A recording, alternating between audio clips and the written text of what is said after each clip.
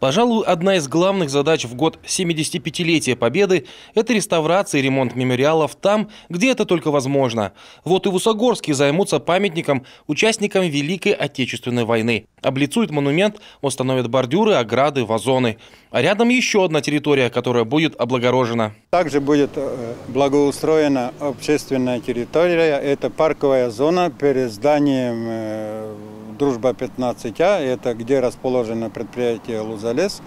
Мы там провели субботники, провели прореживание деревьев, кустов, сделали тропинки. Там будут установлены скамейки, урны, ну и будет парковочная зона для машин.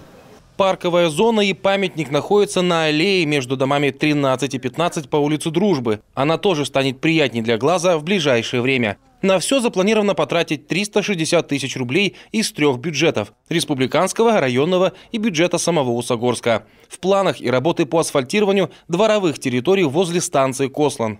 В эту программу мы входим уже 3-й год подряд. Значит, на этот год запланировано асфальтирование и ремонт дворовых территорий домов. Это привокзальная 11, 13, 15, 17, 19. И также въезды к ним. То есть по станции Кослан практически мы завершаем вот эту территорию полностью. Бюджет на асфальтирование также состоит из 3 частей. Всего на эти цели уйдет более 3,5 миллионов рублей. Северин Арпа, Олег Юшков, Юрган, Удорский район.